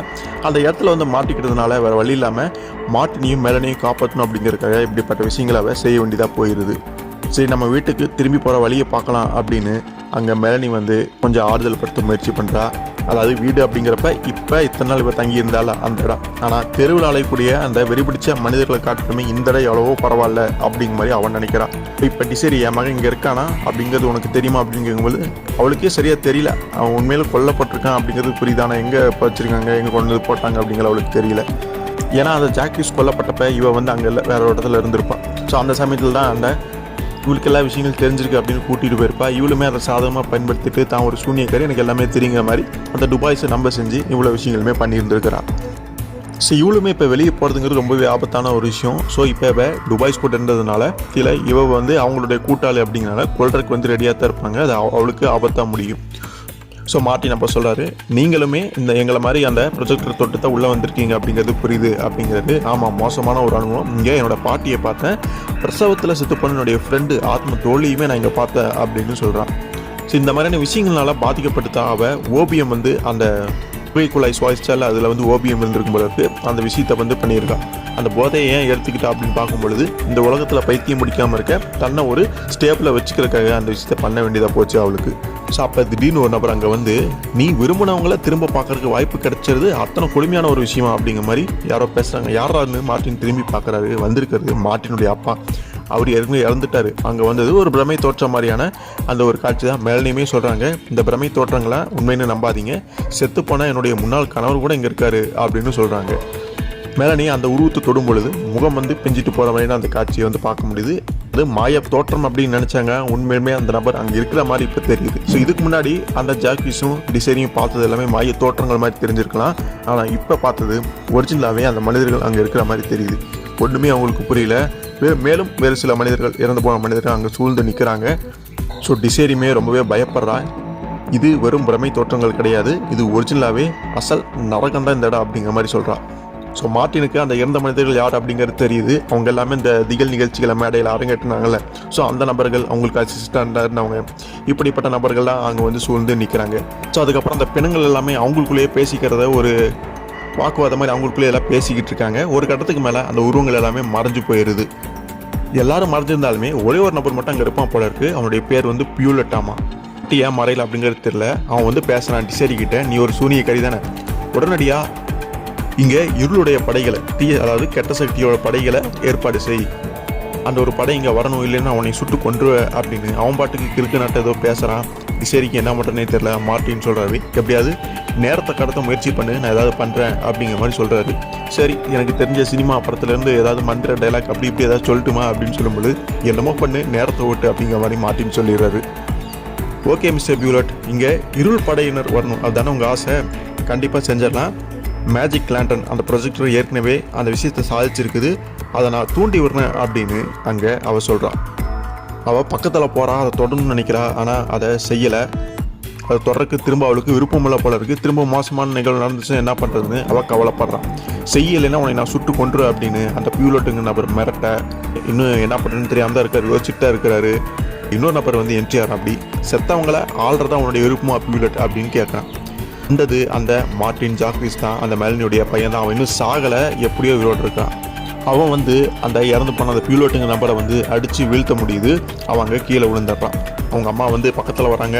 மம்மி நீங்கள் இதில் தலையிடாதீங்க அப்படிங்கிற மாதிரி சொல்லிடுறான். உங்களுடைய காலகட்டத்துக்கே திரும்பிடுங்க, சீக்கிரமாக உங்களை காப்பாற்றிங்க அப்படிங்கிற மாதிரி சொல்கிறான். நீ என்ன சொல்கிற, நீ எங்களோட வந்துரு அப்படிங்கிற மாதிரி அவங்களும் சொல்கிறாங்க. டிசைரிக்கிட்டேயுமே சொல்கிறான், இங்கேருந்து வெளியில் போயிருங்க, நாம் இங்கே வந்தப்போ செஞ்சது மாதிரியே அந்த மேஜிக் லேண்டர் அந்த ப்ரொஜெக்டரை வந்து திரும்ப தொடு, அப்புறம் இங்கே போனதுக்கப்புறமா அந்த ப்ரொஜெக்டரை அழிச்சிருங்க, அது ரொம்பவே ஆபத்தானது அப்படிங்கிற மாதிரி சொல்கிறாங்க. ஆனால் அவன் ஏன் இவங்க கூட வரமாட்டீங்களா அப்படிங்கிறது தெரியல, இவங்களை மட்டும் போக சொல்கிறான் அப்படிங்கிறது புரியல. அவங்க அம்மா வந்துட்டு நீ இல்லாமல் நாங்கள் போக மாட்டோம் அப்படிங்கிற மாதிரி நினைக்கிறான். இறந்து போயிட்டு தான் நினச்சிட்டு இருக்கீல அப்படிங்கிற மாதிரி அவங்க அம்மா சொல்லும் பொழுது, ஸோ அவனும் ஒரு இறந்த ஒரு மயத்தொற்றமோ அல்லது அந்த டூபாய்ஸ் அந்த பிலோட் மாதிரியான நபரோ அப்படிங்கிற மாதிரி நினைக்கிறாங்க. ஒன்றுமே நான் இறந்தது உண்மைதான் மம்மி, என்னை தொடாதீங்க, தொட்டா உங்களுக்கு அதே கதி தான் நேரும் அப்படிங்கிற மாதிரி சொல்கிறான். ஆனால் இந்த சமயத்தில் மார்ட்டின் வந்து குறிக்கிறாரு. அவரு போய் அந்த ஜாக்விஸை அடிக்கிறார். அந்த பியூலட்டுமே கீழே விழுந்து மயங்கிடுவான்ட்டுருக்கு. ஜாக்விஸ் அடித்து கீழே வீழ்த்தினதுக்கு அப்புறமா அவர் கழுத்தை நெரிச்சு ஒரு மாதிரி அழுத்துறாரு. கொல்றாரா என்னன்னு தெரியல. ஆனால் மெலனி வந்து பயந்துடுறாங்க. மார்ட்டின் என்ன பண்ணுறீங்க அப்படின்னு, கழுத்தை நெரிக்காதீங்க அப்படின்லாம் சொல்கிறாங்க. ஆனால் உண்மையிலுமே அவர் அந்த ஜாக்விஸை கொல்ல பார்க்குறது, அவனுடைய கழுத்தில் ஒரு அழுத்தத்தை கொடுக்கத்தான் ஒரு முயற்சி பண்ணியிருக்காரு. அது மூலமாக அவன் இன்னும் உயிரோட தான் இருக்கான் அப்படிங்கிறத புரிஞ்சுக்கிறாங்க. ஸோ உயிர் வாழக்கூடிய பிணங்களை பற்றின அறிவெல்லாம் எனக்கு கிடையாது. ஆனால் எந்த சவங்களுமே கண்ணீர் சிந்தாது அப்படின்னு சொல்லும் பொழுது ஜாக்விஸ் அங்கே கண்ணீர் விடுறதை பார்க்க முடியுது. அது மூலமாகவே அவன் இன்னும் முழுசாக உயிரோடு தான் இருக்கான் அப்படிங்கிறத புரிஞ்சிக்க முடியுது. மார்ட்டின் அவனுடைய கழுத்து நரம்பு அழுத்தி நாடி துடிப்பு இருக்கான்னு தான் செக் பண்ணியிருக்காரு. ஸோ அவன் எதுக்காக போய் சொன்னால் ஏன் வரமாட்டான் அப்படிங்கிறது எல்லாமே இப்போ அவன் தான் சொல்லணும். ஸோ அந்த விளக்கத்தையுமே அவன் கொடுக்குறான். நான் இங்கே கடந்த காலத்தில் இருக்க விரும்புகிறேன் அப்படின்னு சொல்கிறான். காரணம் அவனுடைய அப்பா, அதாவது முதல் தந்தை, அவர் இறந்ததுக்கு அப்புறமா அவனுக்கு எல்லாமே வெறுத்து போச்சு. என்னுடைய அம்மா இன்னொரு திருமணம் பண்ணிக்கிட்டாலுமே அது அவங்களுக்கு சந்தோஷம் அளிச்சிருக்கலாம், எனக்குமே அதில் சந்தோஷம் தான். ஆனால் என்னோட விஷயம் அப்படி இல்லை, எனக்கு எல்லாமே வெறுத்து போய் நான் ஒரு மோசமான வாழ்க்கையை வாழ்ந்துட்டு இருக்கேன் அப்படிங்கிற மாதிரி சொல்கிறான். ஸோ அதனால் இவனுக்கு மர்மங்களை தேடுறதுனா ரொம்பவே பிடிக்கும். அதனால தான் இந்த ஒரு விஷயத்தை தேடி ரொம்ப தீவிரமாக வந்திருக்கான். அது மூலமாக தன்னுடைய வாழ்க்கைக்கு ஒரு அர்த்தம் கிடைக்கும், ஒரு பூர்த்தி கிடைக்கும் அப்படின்னு நினச்சி தான் இப்போ வந்து இந்த மாதிரி வந்திருக்கான். ஸோ அதனால் இப்படிப்பட்ட இடத்துக்குள்ளே வந்துட்டோம், திரும்பி பழைய உலகத்துக்கு போய் என்னுடைய வாழ்க்கையை நான் வாழ விரும்பலை, இங்கேயே நான் வாழ்ந்துக்கிறேன் அப்படிங்கிற மாதிரி அவன் நினைக்கிறான். ஸோ மார்ட்டின் என்ன மாதிரியான விஷயங்களில் ஈடுபாடு இருக்குமோ, மர்மம் சார்ந்த விஷயங்கள், கற்பனை, மித்தாலஜி, இதுவெல்லாம் ஆர்வம் மார்ட்டினுக்கு ரொம்ப அதிகமாக இருக்குமோ, அதே ஒரு ஆர்வம் தான் அவனுக்குள்ளேயுமே பார்க்க முடியுது. அதனால தான் அந்த பேரை வச்சாங்களே நமக்கு தெரியல, இந்த மாதிரியே அவனுமே வந்துட்டான். அதனால தான் அந்த யூஎக்ஸ் அர்பன் எக்ஸ்பிரிமெண்டேஷன் அந்த குரூப்பில் வந்து ஜாயின் பண்ணியிருக்கான். மேஜிக் லேண்டன் சிறப்பு ஆற்றல் எல்லாமே தெரிஞ்சுக்கிட்டான். சிலருடைய கருத்துப்படி அது ஒரு பெண் தொட்டால் மட்டும்தான் தூண்டப்படும் அப்படிங்கிறத தெரிஞ்சிருக்கிறான்.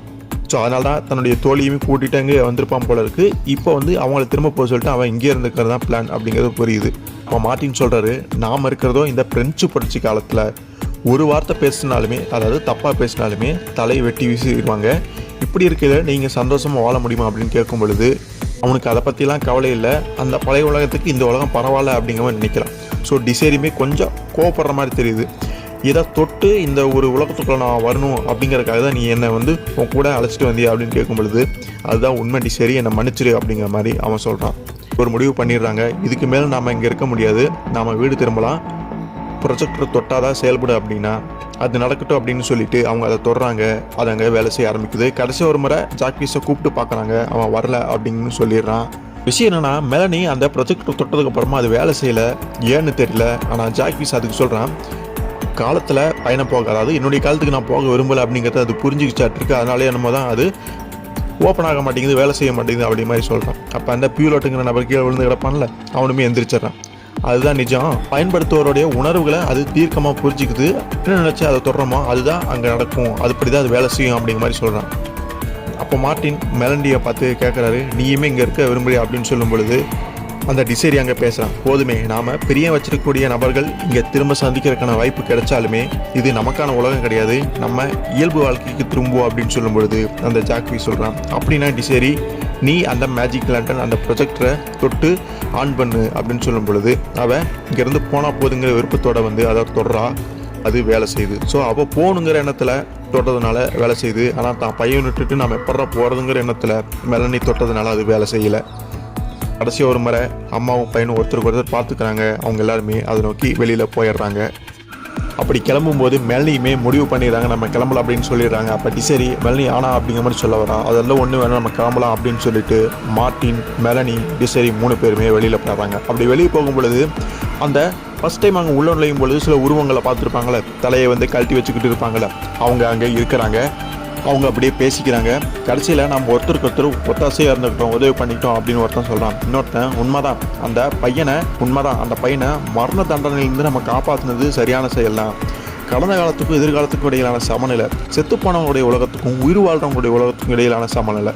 புதுசாக ஒரு பிணம் விழுந்துருச்சு அப்படின்னா அது சிதைப்பட்டு போயிருக்கும் அப்படின்னு சொல்கிறாங்க. இது மூலமாக ஒன்று தெரியுது, அந்த ஜாக்விஸை காப்பாற்றினது இந்த உருவங்கள் தான் அப்படிங்கிறது எப்படி என்னங்கிறது நமக்கு தெரியல. ஸோ வெளியே போனதுக்கப்புறம் மார்ட்டின் ஒரு விஷயத்தை செய்கிறாரு. அதை அந்த ஆப்போசிட்டில் இருந்து அந்த உருவங்களுமே பார்க்குறாங்க. அடுத்து என்ன செய்யணும் அப்படிங்கிறது மார்ட்டினுக்கு நல்லாவே தெரியும் அப்படின்னு நான் நம்புகிறேன் அப்படின்னு சொல்கிறாங்க. அதே மாதிரி அவருமே ஒரு பெரிய கல் எடுத்துகிட்டு அந்த மேஜிக் லேண்டர் அந்த ப்ரொஜெக்டரை ஓங்கி வீசி அதை உடச்சிட்றாரு. இது மூலமாக அந்த காலத்துக்கும் இந்த காலத்துக்கும் இடைப்பட்ட அந்த இணைப்பு அப்படிங்கிறது துண்டிக்கப்பட்டுறது, முடிஞ்சு போயிடுது. எல்லாத்துக்குமே அது கொஞ்சம் கவலையாக இருந்தாலும் அது ஒரு வகையில் சரியான முடிவு தான். ஸோ இப்போ பாரிஸ் 2022க்கு வராங்க. இங்கே டயானா இருக்கக்கூடிய இடத்துக்குமே வந்துடுறாங்க. இவங்க எல்லாமே அந்த காலகட்டத்தில் இருந்ததுனால அந்த உடைகளை வந்து மாட்டி இருந்திருப்பாங்க. அப்போ டயானா கேட்குறேன், நீங்கள் ஏன் இந்த மாதிரியான வித்தியாசமான வேஷம் போட்டுட்ருக்கீங்க அப்படின்னு கேட்கும் பொழுது அவர் எதுவுமே பேசலை. அவர் பாட்டு கட்டி பிடிச்சி அன்பை வெளிப்படுத்திட்டு இருக்காரு. திரும்ப டயானாவை பார்க்க முடியாத சூழ்நிலையும் வந்துருமோ அப்படிங்கிற மாதிரி அவர் கவலைப்பட்டிருப்பார். இந்த போலீஸ் கமிஷனர் அவருமே அங்கே இருப்பார். மார்ட்டின் குறிக்கிறதுக்கு மன்னிக்கணும், மெலனி எங்கே, நீங்கள் எங்கள் பையன் ஜாக்விஸை கண்டுபிடிச்சிங்களா இல்லையா அப்படின்லாம் கேட்கும் பொழுது, ஆமாம் நாங்கள் பார்த்தோம், ஆனால் அதை பற்றி பின்னாடி நம்ம சாவகாசமாக பேசுவோம், இப்போதைக்கு ஒன்று தெரிஞ்சுக்குங்க, அவன் நல்லா இருக்கான், அவ்வளோதான். இப்போ மெலனி என்னானாங்க அப்படின்னு கேட்கும் பொழுது அவங்க சீக்கிரமே வந்துடுவாங்க. காலாகாம்ஸில் இன்னும் கொஞ்சம் நேரம் இருந்துட்டு வர்றதுக்கு விருப்பப்பட்டாங்க. அதாவது அந்த தடி சுரங்கத்தில் கொஞ்சம் நேரம் இருந்துட்டு தான் பையனை விட்டுட்டு வந்துட்டான் அப்படிங்கிற அந்த ஃபீலிங் அவங்களுக்கு இருக்கும். அதனால் அவங்க அங்கேயே இருக்கிறாங்க. இருந்துட்டு வரலாம் அப்படின்னு சொல்லியிருப்பாங்களாட்டிருக்கு. அது மட்டும் இல்லாமல் எதையோ ஒன்றா கண்டுபிடிக்கணும் அப்படின்னு அவங்க நினச்சிருப்பாங்க பொழுதுக்கு. அதனால அங்கே வெயிட் பண்ணி அங்கே காத்துட்டு இருப்பாங்களாட்டிருக்கு. என்ன அப்படிங்க நமக்கு அங்கே தெரியல. அடுத்து டிசரியும் மார்ட்டினையுமே அங்கே காட்டுறாங்க. ஸோ மார்ட்டின் சொல்கிறாரு, உன்னுடைய பெற்றோர்களுக்கு பேரண்ட்ஸுக்கு நாங்கள் தகவல் சொல்லிட்டோம் டிசரி அப்படின்னு சொல்கிறாரு. அவங்கக்கிட்ட நான் போய் என்ன சொல்கிறது, ஒரு கெட்ட கனவாக இருந்துடணும்னு நான் நினைக்கிறேன் அப்படின்னு சொல்லும் பொழுது, அந்த காலத்தில் நான் இருந்தப்போ ஓவியம் எடுத்துக்கிட்டேன், அது சிந்தனையை மட்டுப்படுத்துனது மட்டும் இல்லாமல் தூக்க கலத்தையும் ஏற்படுத்திச்சு, பிரமை தோற்றங்கள் இது மாதிரியான விஷயங்கள் ஏற்படுத்தலை அப்படின்னு சொல்கிறேன். நம்ம பார்த்த விஷயங்கள் எல்லாமே எப்படி சாத்தியமாச்சு அப்படின்னு அவளுக்கு தெரியல அப்படிங்கிற மாதிரி நம்ப முடியாமல் பேசிகிட்டு இருக்கான். இப்போதைக்கு பேரண்ட்ஸ்கிட்ட எப்படி போனதுனால என்ன மாதிரியான சொல்லி அந்த விஷயங்கள் சொல்லி சமாளிக்கிறது அப்படின்னு சொல்லும் பொழுது மார்ட்டின் வந்து அங்கே சொல்கிறாரு, நான் வந்து ஒரு ஐடியா சொல்கிறேன் அப்படின்னு, ஒருவித தாவர நோயுடைய தாக்கம் அப்படிங்கிற மாதிரி சொல்கிறாரு. ஒருவித தாவர நோய் தாக்கம் கண்ட உணவை தெரியாமல் சாப்பிட்டுறதுனால ஏதோ நடந்துச்சு அப்படிங்கிற மாதிரி சொல்லு. எர்கோ அப்படிங்கிற ஒரு பூஞ்சை ரகம் இருக்குமாமா, அது தானியங்களை தாக்குமா, கிளாவிசெப்ஸ் பர்பஸ் அப்படிங்கிற மாதிரி அறிவியல் அதுக்கு பேர் இருக்காமா. கம்பு வகைகளில் இந்த பூஞ்சை தாக்கும்போது அதில் ஏற்படக்கூடிய மாற்றங்கள் எல்எஸ்டி போன்ற போதைப் பொருட்களுக்கு இணையான தாக்கத்தை ஏற்படுத்துமா. ஒருவித கிக் தசைகளில் பிடிப்பு மாதிரி ஏற்படுத்தக்கூடும். தெரியாமல் அந்த கம்பு வகைகளை நம்ம சாப்பிட்டோம் அப்படின்னா ஏதோ பிரமைகள் தீக்கனவுகள் மாதிரி நமக்கு எழுமா. ஸோ இப்படிப்பட்ட இந்த விஷயத்தை வந்து உங்கள் பேரண்ட்ஸ்கிட்ட சொன்னீங்கன்னா அவங்க நம்பி ஏற்றுக்குவாங்க. இது வந்து ஒரு விதமான நல்ல யோசனையாகவும் அவங்களுக்கு அங்கே படுது. ஸோ 15ஆம் நூற்றாண்டு வரைக்குமே இந்த எர்கோ பூஞ்சையுடைய தாக்கத்தால் மக்கள் வந்து பாதிக்கப்படும் போதெல்லாம் காரணம் புரியாமல் உள்ளூர் சூனியக்காரியுடைய சாபம் அப்படின்லாம் நினச்சி கோவப்பட்டிருக்காங்க. பொதுவே அந்த ஊர்களில் வசதிகள் இல்லாமல் ஓரமாக ஒதுங்கி வாழக்கூடிய பெண்களுக்கு இந்த சூனியக்காரிய பட்டம் எல்லாமே சூட்டுவாங்க. இது எர்கோ பூஞ்சியோடைய தாக்கம் அப்படிங்கிறது அவங்களுக்கு தெரியாது. இதனால் அப்படிப்பட்ட பழி இயற்கையாகவே அவங்க மேலே சுமத்துறது வழக்கம் அப்படின்னு சொல்கிறாரு. ஸோ கையில் காசு இல்லாத காரணத்தினால அவன் மட்டும் அந்த பூஞ்சை படிஞ்ச தானிய மாவை வந்து வாங்கியிருக்க மாட்டா. அதனால் அவளை மட்டும் அந்த நோய் வந்து பாதிச்சிருக்காது. அந்த பின்விளைவுகள் பிரமைகள் தோற்றங்கள் இந்த மாதிரியான விஷயங்கள் தாக்கியிருக்காது. ஸோ இதனாலவே ஈஸியாகவே அவளுக்கு சூனியக்காரி பட்டம் வந்து அந்த மக்களுக்கு சூட்டுறது ஒரு வழக்கமாக இருந்திருக்கும். ஸோ பிரெஞ்சு புரட்சியின் காலத்தில் மக்கள்கிட்ட இந்த அளவுக்கு ஒரு வெறியாட்டம் பட்டினியால் ரொம்ப மோசமான கொலை பண்ணுறது, தலையை வெட்டி வீசுறது போன்ற விஷயங்கள் எல்லாமே பண்ணியிருக்காங்களே, அதுக்கு இந்த எர்கோ உடைய பூஞ்சை தாக்கமே ஒரு காரணமாக இருந்திருக்கலாம் அப்படிங்கிற மாதிரி டிசேரிக்கு அந்த ஐடியா சொல்கிறது மட்டும் இல்லாமல் பிரெஞ்சு புரட்சி மக்களுக்கு இந்த மாதிரி நடந்ததுக்கு இது ஒரு காரணமாக இருக்கலாங்கிற மாதிரி ஒரு அற்புதமான விளக்கத்தை வந்து மார்ட்டின் அங்கே கொடுக்குறாரு.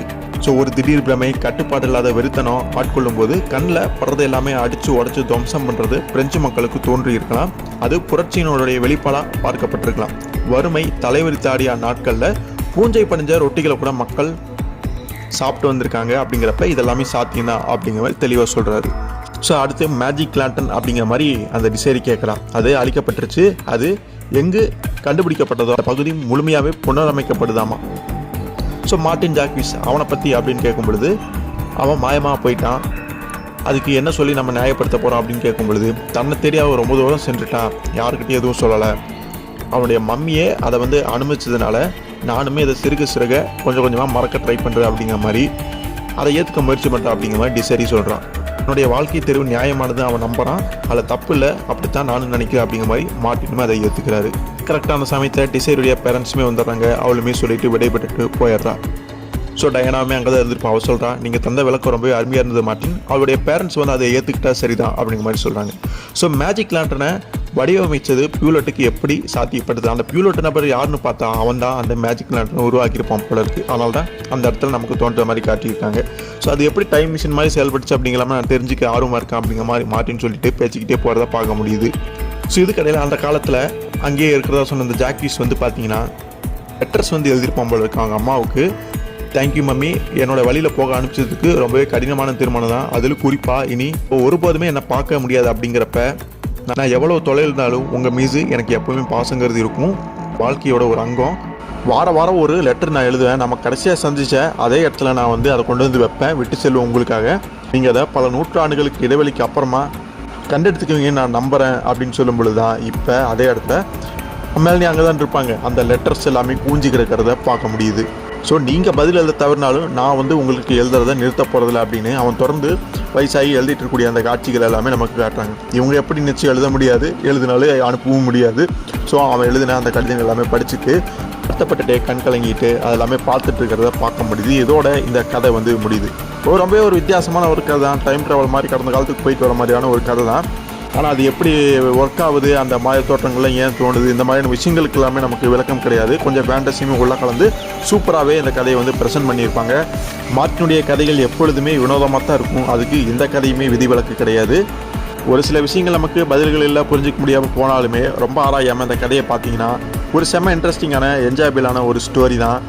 ஒரு வித்தியாசமான நல்ல எக்ஸ்பீரியன்ஸுமே கொடுக்கும். அந்த காலகட்டத்துக்கு அந்த பிரெஞ்சு புரட்சி நடந்த சமயத்துக்கு நம்ம போயிட்டு வந்த அந்த அனுபவத்தையும் நமக்கு கொடுக்கறத உங்களால் புரிஞ்சிக்க முடியும். ஸோ இப்போ இந்த வீடியோ உங்களுக்கு பிடிச்சிருந்தது அப்படின்னா லைக் பண்ணுங்கள், ஷேர் பண்ணுங்கள், எல்லாத்துக்குமே தெரியப்படுத்துங்க. குறிப்பாக சப்ஸ்கிரைபும் பண்ணிக்கங்க. அடுத்த ஒரு சுவாரஸ்யமான ஒரு வீடியோலையோ ஒரு கதையிலையோ உங்களை சந்திக்கிற வரைக்கும் நன்றி நண்பர்களே.